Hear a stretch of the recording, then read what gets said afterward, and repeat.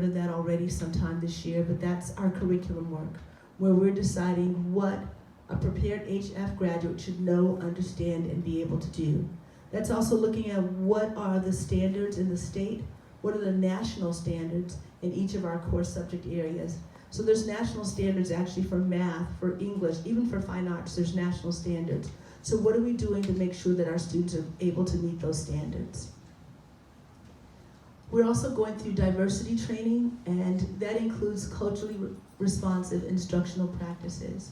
Research tells you that different groups of kids learn better in different ways, and we want to be sure that our staff is aware of what those ways are, not that they benefit some students and not other students. Culturally responsive instructional practices benefit all students. And so we're just going to make sure that we are up on those practices. So this multi-tiered systems of support, we're really talking about meeting kids where they are and taking them where they need to be. So if they need more support in math or English, if they need more support from a social emotional standpoint, the pyramid that you see here and the different tiers, we're talking about what are we doing for all students, what are we doing for students who needed that tier 2, that little bit of extra help, and what are we doing for the students who need the most help at tier 3. So we're continuing to look at our pyramid of interventions. Our multi-tiered systems of support coordinator this year, Ms. Rudan, is really putting a lot of effort and focus along with Mr. Smith in our guidance department, putting a lot of focus on what we need to do in this area in order to support our students. And just-in-time remediation, how are we helping them get better while they're here at school? So that's some of the work that's going on. You would put advisory in here too. When it comes to having that connection between a significant adult and students, advisory would also fall within this multi-tiered systems of support. This Plan, Do, Study Act, we're really talking about whatever we plan and then whatever we do, we need to study the results and then decide what we're going to do next. In other words, we need to look at our data and let our data be what drives a lot of our decisions and our programs. What we keep, what we don't keep, what we enhance, what we change should all be rooted in the data, and that's what this diagram says here. All right, so that is all of the information on the school report card that we have for you.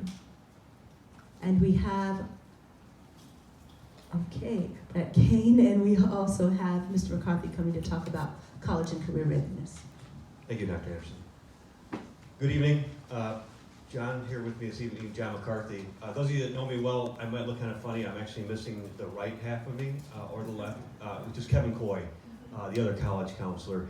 Kevin is trying to get back as quickly as he could. He couldn't make it tonight. He sits on an advisory board at North Carolina State, and his flight was delayed. So he wasn't able to join us, so I'll do the best I can here with you, and then John will speak on the career piece as well. I have 2 quick slides, but before I go, I want to say thank you to everyone behind me. I'm sorry for my back to you. And Jim Schmidt, there's other people I'm sure that I'll miss. College Night is just less than a month behind us now. We had another great event. I'm not sure who was able to make it. HFPA was there again to help us. But always a strong event, and that event doesn't happen just by magic. Your support of allowing us to do that every year, the funds that go into having that program, Jim's support for what we do to make that happen, all the staff that's involved. It's a great evening, and we really appreciate it. I know it's a great evening for the students as well. So thank you for that. Thank you. Excuse me, just a few numbers to go through. We've done this presentation now. This is our 3rd year reporting to the board. Traditionally in the past, my understanding has been about a month later. We were actually cramming some numbers from the National Student Clearinghouse this morning still. So these numbers are from that, although also combined with our in-house system that we use for through Naviance to track our students here. We grab that data self-reported from the students as they leave at the end of the year. We smash those things together, and then we create a report for Dr. Mansfield and the board that's not ready yet. As I mentioned, we were just putting those together, so you will get that information as you've gotten in the past. With just a few things to look at here, nothing has really changed tremendously, which is great. We're in a really good position. We're still reporting about 80% of our graduates attending higher education of some kind. National average is about 69%. Students go to military, trade schools, gap year.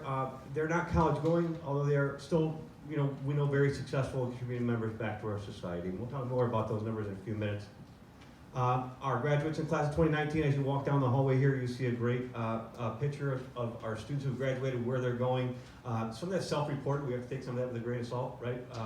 But we know that they are going all across the United States and in the 5 branches of the military as well. We've done a good job of spreading them out and getting them out to places they may have never thought before, which, in my opinion, is what Kevin and I's goal is to open their eyes, to open their minds to different ideas, things that they may not have thought of before. Our average acceptance rate is 12.5%. National average is about 7.1%. We're still well above that average, and we'll hopefully do just as well again this year. As you all know, that is a number that we never know what's going to happen. That changes year to year, but we still feel like we're in pretty good shape with that.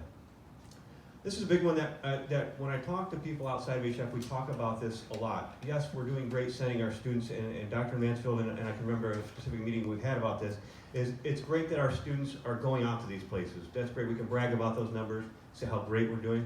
But the real question is then, are they staying, right? Or are they coming back home that first year? And so we found that about 87% of them are actually staying on campus, which means they're not coming home after that first year then. The tricky part of this becomes, though, what about that second, third, fourth, and the 5th year graduation rates? We will continue to look at those as we build data. This is the 3rd year we've used the clearinghouse now. We'll continue to build that data and see where they land. But the tricky part, as you know, there's lots of different factors that can go into a student being retained by a college campus. Decisions they made, financially, whatever it may be. But we know that 87% are at least staying that freshman and sophomore year right now, which is a pretty good number.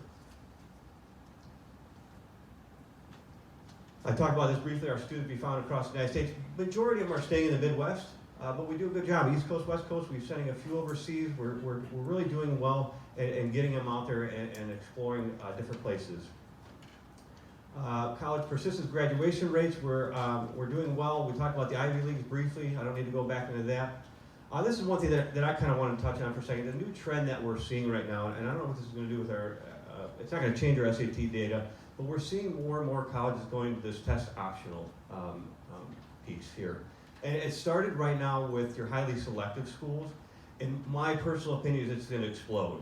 And the reason I think it's going to explode is that when you see a school no longer require test scores and only ask that they are self-reported if the student cares to do that, most of the students that are going to do that are the ones that have high test scores, right?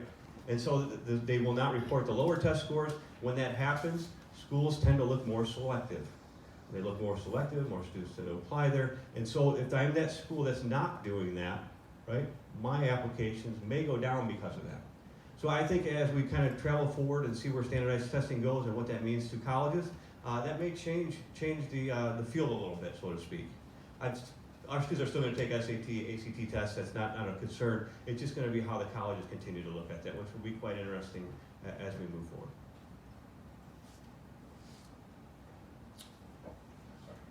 No, that's great. Good news, bad news. I get one slide, but I'm going to talk for about an hour here. But no, we'll get you out of here pretty quick. I get the great opportunity to talk about careers. I think everyone in this room can remember somebody that helped point them in the right direction, that helped allow them to get an opportunity to get their job. And so one thing that we've noticed, obviously we work in a team here. Mr. Schmidt, our department chair, our college counselors, Kevin Thomas, who's in our career tech, and then Dr. Mansfield. We work as a team to help provide students opportunities that aren't pursuing college. As we know, the cost of college is going up. Some students want to get right into the career force. So what we're looking to do is create pipelines for these opportunities, to create contacts for these students. So first things first, talk a little bit about our partnerships. Prairie State is first and foremost. I think a lot of people think Prairie State is a college, so they don't work with people that are in manufacturing. They actually work directly with businesses. They don't separate themselves. It's not a competitive type environment. They really do a good job of working with the company. So we work with Prairie State a lot, and they connect our students with a lot of different programming and a lot of different career paths. Next thing is CMIS. This is manufacturing. Dr. Mansfield has done an incredible job allowing us to understand what the trends are in the future. And manufacturing is one that is going to continue to expand. You're going to see more and more jobs in manufacturing. So we want to be on the front end of that. So we work with CMIS. That's a local company. CMIS does a great job developing and understanding of manufacturing companies. What we want to do is get an idea of what the type of manufacturing company is, the work conditions, the pay. You know, are they going to allow our students to go back and pursue some education after maybe, you know, what we call a gap year? So seeing this allows us to really get into that manufacturing company.